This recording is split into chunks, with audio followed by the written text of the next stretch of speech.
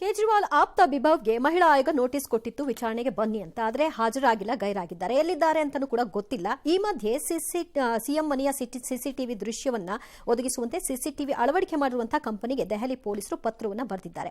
ಅಷ್ಟಕ್ಕೂ ಯಾರೀ ವ್ಯಕ್ತಿ, ಹಿನ್ನೆಲೆ ಏನು ನೋಡೋಣ. ನೋಟಿಸ್ ಕೊಟ್ಟಿಲ್ಲ, ಬಂದಿಲ್ಲ, ಏನೀಗ ಬೇಲ್ಗೆ ಹಾಕೋತಾರೆ. ಕೋರ್ಟ್ ಏನೋ ಒಂದು ತೀರ್ಮಾನ ಮಾಡುತ್ತೆ ಅವ್ರ ಕೇಸಲ್ವೇ.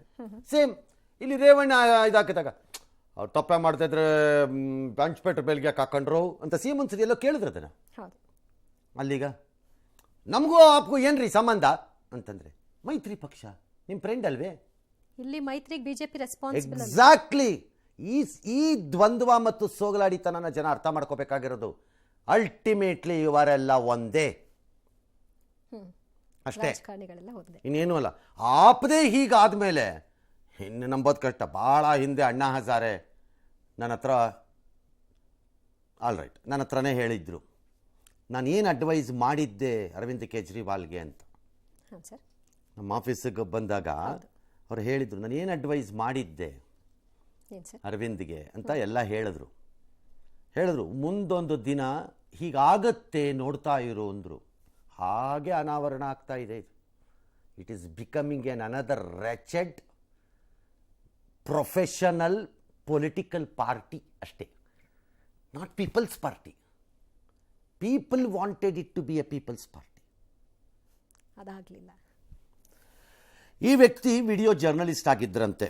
ಇಂಡಿಯಾ ಆರ್ಗನೈಸೇಷನ್ ಅಗೇನೆಸ್ಟ್ ಕರಪ್ಷನ್ ಸಂಸ್ಥೆಯಲ್ಲಿ ಕೆಲಸ ಮಾಡ್ತಿದ್ರು. ಅದ್ರಲ್ಲಿ ಅರವಿಂದ್ ಕೇಜ್ರಿವಾಲು ಇದ್ದರು. ನಂತರ ಅದೇ ಆಮ್ ಆದ್ಮಿ ಆಯಿತು. ಅದು ಆವಾಗ ಅವರು ಆಪ್ತರಾದ್ರಂತೆ. ಅದೆಲ್ಲ ತಪ್ಪಲ್ಲ, ಅತ್ಯಂತ ನಂಬಿಕಸ್ಥರಂತೆ, ಅದೂ ತಪ್ಪಲ್ಲ. ಆದರೆ ಪಕ್ಷದಲ್ಲಿ ಆತ ಬೆಳೆದ ರೀತಿ, ಸಿ ಎಂ ಮಾತು ಅವ್ರ ಮಾತು ಒಂದೇ ಆಯ್ತಂತೆ. 2007ರಲ್ಲಿ ಇಂಥ ಒಂದು ಆರೋಪ ಬಂದಾಗ ಅವ್ರನ್ನ ಕರ್ತವ್ಯಕ್ಕೆ ಕ್ರಿಮಿನಲ್ ಕೇಸ್ ಆಗಿತ್ತು. ಅದಕ್ಕೆ LG ಲೆಫ್ಟಿನೆಂಟ್ ಗವರ್ನರ್ ಡೆಲ್ಲಿ ಅವ್ರನ್ನ ಕೆಲಸದಿಂದ ವಜಾ ಬೇರೆ ಮಾಡಿದ್ರು. ಕಳೆದ ವರ್ಷ PWD ಇಲಾಖೆ ಅವರು ಕೊಟ್ಟಿದ್ದ ಮನೆಯೂ ವಾಪಸ್ ತೊಗೊಂಡಿತ್ತಂತೆ. ಈ ಅಬಕಾರಿ ಹಗರಣದಲ್ಲಿ ಪ್ರಮುಖ ದಾಖಲೆಗಳನ್ನು ನಾಶ ಮಾಡಿದ್ದ ಆರೋಪ ಇದೆ ಅವ್ರ ಮೇಲೆ. ಅವ್ರ ಮನೆ ಮೇಲೂ ಇಡೀ ಎಲ್ಲ ದಾಳಿ ಎಲ್ಲ ಮಾಡಿತ್ತು. ದಟ್ಸ್ ಆಲ್ ಓಕೆ, ನನಗೆ ಅದು ಸಮಸ್ಯೆ ಅಲ್ಲ. ಯಾರಿಗೋ ಕ್ಲೋಸ್ ಆಗಬಾರ್ದು, ಅವ್ರು ಏನಾಗಿದ್ರೋ ಏನೋ ಆಗಬಾರ್ದು ಅಂತೇನಿಲ್ಲ, ಹಾಗೇನು ಆಗಬಾರ್ದು. ಆದರೆ ಒಬ್ಬ ವ್ಯಕ್ತಿಯನ್ನು ಯಾವ level different. For example, this lady Swati Maliwal ಹೇಳಿದ್ದೆಲ್ಲ ಹಸಿ ಸುಳ್ಳದು ಅನ್ನೋದಾದರೆ, ಹೌದು ನಡೆದಿದೆ ಅಂತ ಬಂದು ಹೇಳಿದ್ದ ಸಂಜಯ್ ಸಿಂಗ್ನ ಪಕ್ಕದಲ್ಲಿ ಇಟ್ಕೊಂಡು ಹೆಂಗೆ ಓಡಾಡ್ತೀರಿ? ಅವ್ರನ್ನ ಪಕ್ಷದಿಂದ ಡಿಸ್ಮಿಸ್ ಮಾಡ್ಬೇಕು ತಾನೇ ಈಗ ಅವರು? ಡಿಸ್ಮಿಸ್ ಮಾಡ್ಬೇಕಲ್ಲ. ಆಗಿಲ್ಲ ಅನ್ನೋದಾದ್ರೆ ಆಗಿದೆ ಅಂತ ಹೇಳೋರ್ನ ಸಿಂಪಲ್ ಡಿಸ್ಮಿಸ್. ಪಕ್ಷ ವಿರೋಧಿ ಚಟುವಟಿಕೆಗೋಸ್ಕರ ಹೊರಗಾಕ್ಬೇಕು ತಾನೆ. ಮಕಾಮುತಿ ನೋಡೋದ ಕಿತ್ತು ಅವ್ರ ಜೊತೆ ಇಟ್ಕೊಂಡು ಓಡಾಡ್ತೀರಿ. You have lost your senses and the purpose for which ಈ ದೇಶದ ಜನ ನಿಮ್ಗೆ ಅಧಿಕಾರ ಕೊಟ್ಟಿರೋದನ್ನು, ಯಾವ ಪರ್ಪಸ್ಗೆ ನಿಮ್ಮನ್ನು ಆಯ್ಕೆ ಮಾಡಿದ್ರು, ಯಾವ ಹೊಸ ಆಲೋಚನೆಯಲ್ಲಿ ನಿಮ್ಮನ್ನು ಆಯ್ಕೆ ಮಾಡಿದ್ರು, ಯಾವ ಹೊಸ ಕನಸಿನಲ್ಲಿ ನಿಮ್ಮನ್ನು ಆಲೋಚನೆ ಮಾಡಿದ್ರು, ಅದನ್ನು ಸಾಯಿಸ್ಬಿಟ್ರಿ. ಎಸ್, ಈ ಹಲ್ಲೆ ನಡೆದ ರಾಜಕೀಯ ಸ್ವರೂಪ. BJP ವಾಗ್ದಾಳಿ, that is exactly the same. ಇಲ್ಲಿ ಕಾಂಗ್ರೆಸ್ ವಾಗ್ದಾಳಿ, ಅಲ್ಲಿ BJP ವಾಗ್ದಾಳಿ. ಇಲ್ಲಿ ಕುಮಾರಸ್ವಾಮಿ ಗರಂ, ಅಲ್ಲಿ ಸಿದ್ದರಾಮಯ್ಯ ಗರಂ. ಇಲ್ಲಿ DK ಶಿವಕುಮಾರ್ ಕಟು ಟೀಕೆ, ಆ ಕಡೆಯಿಂದ ಅಶೋಕಿಂದ ಏನು ಬೆಳೆದು ವಾಗ್ದಾಳಿ. ಅಯ್ಯ, ಡ್ರಾಮಾ ಮಾಸ್ಟರ್ಗಳಂತಂದು ಕ್ಷಮೆ ಕೇಳಬೇಕು ಅಂತ ಅವರದ್ದು. ಶಾಜಿಯಾ ಇಲ್ಮಿ ಕೆಲವು ಆರೋಪ ಮಾಡಿದ್ದಾರೆ. This lady I will take it little seriously. ಮೂಲತಃ ಈಕೆ ಆಪೆಲೆ ಇದ್ದಿದ್ದು, ಆಪ್ ಕಾರ್ಯಕರ್ತೆ. ಯಕಾಮಕ ಕ್ಯಾನ್ವಾಸು ಆಗ ಗಲಾಟೆ ನಡೆದಾಗ, ಕರಪ್ಷನ್ ಇದಾದಾಗ ಎಲ್ಲ ಓಡಾಟ ಇಲ್ಲ. ಆಕೆ ಹೇಳೋದು ಇದು ಸಾಮಾನ್ಯ ಅಲ್ಲ, ಇದು ಮಾಮೂಲಿದು ದುರ್ವರ್ತನೆ. ನಾನು ಸಹಿಸ್ಕೊಂಡಿದ್ದೆ ಈ ಬಿಬೌದು.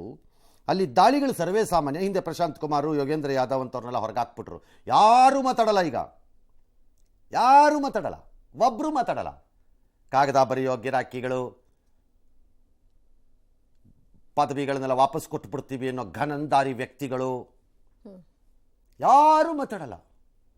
ಬೇರೆಯವ್ರದ್ದು ಯಾರ್ದಾರು ಇನ್ನೊಂದು ಸೈಡಲ್ಲಿ ಆಗ್ಬಿಟ್ರೆ ಫುಲ್ ಪೇಪರ್ ಎಲ್ಲ ತಗೊಂಡು ನ್ಯೂಸ್ ಪ್ರಿಂಟ್ ರೋಲೇ ತಗೊಂಬಂದು ಬರೆಯೋಕ್ಕೆ ಸ್ಟಾರ್ಟ್ ಮಾಡ್ಬಿಡ್ತಾರೆ. ಕಾಗದಾರ ಏನು ಮಾಡಬೇಕು ಅಂತೆಲ್ಲ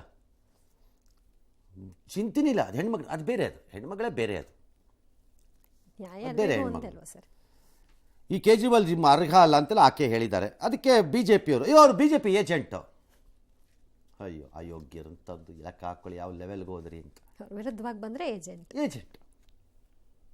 ಇಲ್ಲಿ ಕಾಂಗ್ರೆಸ್ ಏಜೆಂಟ್ ಅವೆಲ್ಲ ಇಲ್ಲ, ಹಂಗೆಲ್ಲ ಹೇಳ್ಬಾರ್ದು ನೀವು, ಹಂಗೆಲ್ಲ ಹೇಳ್ಬಾರ್ದಪ್ಪ, ಒಪ್ಕೊಳಕ್ಕೆ ಹೆಂಗಾಗುತ್ತೆ? ಹಂಗೆಲ್ಲ ಆಗ ಅದನ್ನು ಕಾನೂನು ಪ್ರಕಾರ ನಡೆಯತ್ರಿ ಅಂತ. ಸರಿ, ಕಾಂಗ್ರೆಸ್ ಪಕ್ಷ ND ಪಕ್ಷ ಯಾರೂ ತುಟಿ ಬಿಚ್ಚಿಲ್ಲ. ಯಾಕೆ ಬಿಚ್ಚಲಿಲ್ಲ? ಊರಲ್ಲಿರೋರೆಲ್ಲ ತುಟಿನ ಬಿಚ್ಚೋದೇನು? ಒಳ್ಳೆ ಈ ಓತಕ್ಕೆ ಏತಿಕೆ ಇದು ಓತಿಕ್ಯಾತ ಹೊಸಕ್ಕಂತ ಹಿಂಗೆ ನಾಲ್ಗೆ ಹಾಕ್ಬಿಟ್ಟು ಹಿಂಗೆ ಟಾಕ್ಕಂತ ಒಂದು ಇದನ್ನ ಹಿಡ್ಕೊಳತ್ತೆ, ಏನೋ ಒಂದು ಅಕ್ಕಿ ಇದು ಸಣ್ಣ ಪುಟ್ಟ ಇದನ್ನ ಹುಳುನ ಹಂಗೆ ಬಿಟ್ಟಿದ್ರಿ ನಾಲ್ಗೆನಾ? ಅದೇ ಹೆಣ್ಣು, ಇದು ಹೆಣ್ಣು ತಾನೆ. ಅವನು ಪ್ರಜ್ವಲ್ ಎಂಬ ಮಹಾನ್ ವ್ಯಕ್ತಿ ಮಾಡಿರೋಂಥದ್ದು ಹಲ್ಕಟ್ ಕೆಲಸ ಅನ್ನೋದು ನಮ್ಮ ನಂಬಿಕೆ ಆಗಿದ್ದರೆ ಇದು ಅದೇ ಆಗಬೇಕಲ್ಲ. ತಲೆ ಮರೆಸ್ಕೊಂಡು ಕೂತಿರೋಂಥವನ್ನ ಹೆಡೆಮುರಿ ಕರ್ಕೊಂಬಂದು ನ್ಯಾಯಾಂಗದ ಮುಂದೆ ಹಾಜರುಪಡಿಸ್ಬೇಕು ಅನ್ನೋದು ನಮ್ಮ ಆಸೆ ಆಗೋದಾದರೆ, ಹೆಣ್ಣು ಮಗಳಿಗೆ ಅವಮಾನ ಮಾಡಿದವನು ತಲೆ ಎತ್ತಿಕೊಂಡು ಮಾನ ಮರ್ಯಾದೆ ಮಾಡ್ತೇವೆ, ಅವಮಾನ ಮಾಡುವ ರೀತಿ ಸಮಾಜಕ್ಕೆ ಓಡಾಡ್ತಿದ್ದಾನೆ ಅಂದರೆ ಅದಕ್ಕೂ ಅದೇ ಮಾತಾಡಬೇಕಲ್ಲ. ತಲೆ ಮರೆಸಿಕೊಂಡವನು, ಮಾಡಿದ ಆರೋಪದವನು ತಲೆ ಎತ್ತಿಕೊಂಡು ಓಡಾಡ್ತಾ ಇದ್ರೆ ಎರಡಕ್ಕೂ ಒಂದೇ ಅಲ್ವೇ? ಆಮ್ ಆದ್ಮಿ ಪಕ್ಷ ಇದ್ದಾರೆ, ನಾಳೆ ರ್ಯಾಲಿ ಅಂತೆ ಡೆಲ್ಲಿನಲ್ಲಿ. ರಾಹುಲ್ ಗಾಂಧಿ ಮತ್ತು ಕೇಜ್ರಿವಾಲ್ದೆಲ್ಲ, ಅದಕ್ಕೆ ಕೇಜ್ರಿವಾಲ್ ಕರೀತಿಲ್ವಂತೆ, ಡಿಸ್ಟೆನ್ಸ್, ಅದು ಅವ್ರ ಇಂಟರ್ನಲ್ ಮ್ಯಾಟರ್. ಈ ಮಧ್ಯೆ ಆಮ್ ಆದ್ಮಿ ಪಕ್ಷವನ್ನೇ ED ಅವರು ಆರೋಪಿ ಮಾಡಿಬಿಟ್ಟಿದ್ದಾರೆ ಆ ಅಬಕಾರಿ ಹಗರಣದ ಕೇಸಲ್ಲಿ. ಫಸ್ಟ್ ಟೈಮ್ ಇರಬೇಕು ದೇಶದ ಹಿಸ್ಟ್ರಿನಲ್ಲೇ. ಎಸ್, ಈ ಎಲ್ಲದರ ಮಧ್ಯೆ ಆ ಕೋತಿ ಅವನೊಬ್ಬ ಅರೆಸ್ಟ್ ಆಗಿದ್ದಾನೆ. ಅವನು ನಿನ್ನೆ ಅಂಜಲಿ ಮರ್ಡರ್ ಪಾಪ ಮಾಡಿದವನು, ಲೇಡಿ ಮಾಡಿದವನು. ದಾವಣಗೆರೆಗೆ ಬಸ್ ಹತ್ತಿದ್ದಂತೆ ಹಾವೇರಿಲಿ ಇಳಿದು ಟ್ರೈನ್ ಹತ್ತಿದ್ದಾನೆ. ಆಮೇಲೆ ಮನಸ್ಸು ಬದಲಾಯಿಸಿದ್ರೆ ಮಹಾರಾಷ್ಟ್ರಗೋ ಗೋವಾಗ ಹೋಗ್ಬಿಡೋಣ ಅಂತ ಹೋಗಿದ್ದಾನಂತೆ. ಟ್ರೈನಲ್ಲಿ ಮಹಿಳೆಯೊಬ್ಬರ ಜೊತೆ ಅಸಭ್ಯವಾಗಿ ವರ್ತಿಸಿದ್ದಾನೆ. ಒಂಚೂರು ಹೆಚ್ಚು ಕಡಿಮೆ ಗಲಾಟೆ ಆಗಿದೆ. ಆಗ ಆಕೆಗೂ ಒಂದು ಚಾಕು ತಗೊಂಡಿದ್ದಾನೆ. ಓಹೋ, ಇವನೇನು ಕಟಾರಿ ವೀರ, ಎಲ್ಲ ಕಡೆ ಚುಚ್ಕೊಂಡು ಓಡಾಡ್ತಿರೋನು ಇವನು. ಸರಿ, ಜನಕ್ಕೆ ಸಿಟ್ಟು ಬಂದಿದೆ, ಹಿಡ್ಕೊಂಡು ಚೆನ್ನಾಗಿ ತದುಕಿದ್ದಾರೆ. ತದುಕಿದ ಮೇಲೆ ರೈಲಿಂದ ಹಾರಿ ಓಡೋಗೋಕ್ಕೆ ಹೋಗಿದ್ದಾನೆ. ಆಗ ಬಿದ್ದು ಕೈಕಾಲಿಗೆಲ್ಲ ಪೆಟ್ಟಾಗಿದೆ. ಅಯ್ಯಯ್ಯೋ, ಆ ದೇವರು ಅನ್ನೋನು ಅದು ಎಲ್ಲಿರ್ತಾನೋ, ರಜಾಗೀಜದಲ್ಲಿ ಇರಬೇಕು ಅವನು. ಹಿಂಗೆಲ್ಲ ಆದಾಗ ಯಾರ್ಯಾರು ಹೋಗೇ ಬಿಡ್ತಾರೆ ಸರ್. ಹಾಗೆ ಕಾಲು ಜಾರ್ಕೊಂಡು ಕೆಳಕ್ಕೆ ಹೋಗಿದ್ದಿದ್ರೆ ಏನು ದೇಶ ಬಿತ್ತೋಗ್ತಿತ್ತು? ಒಂದು 4 ಪೀಸ್ ಆಗ್ತಿತ್ತು, ತಗೊಂಬಂದು ಗೋಣಿಚೀಲದಲ್ಲಿ ಹಾಕೊಂಬಂದು ಸುಟ್ಟಾಕ್ಬೋದಾಗಿತ್ತು. ಹಿಂಗಾದ್ರೂ ನ್ಯಾಯ ಸಿಕ್ತು. ಸರಿ, ಈಗ ಪೊಲೀಸರು ಅವ್ನು ಕರ್ಕೊಂಡೋಗಿ ಶಿಫ್ಟ್ ಮಾಡಿದ್ರು, ರೈಲ್ವೆ ಪೊಲೀಸು. ಆಮೇಲೆ ನೋಡಿದ್ರೆ ಇವನೇ ಕೋತಿ ಅಂತ ಗೊತ್ತಾಯ್ತು ಅವ್ರಿಗೆ. ಮಾಡಿರೋ ಕೆಲಸ ಕಚಡ ಕೆಲಸ ಇವನು.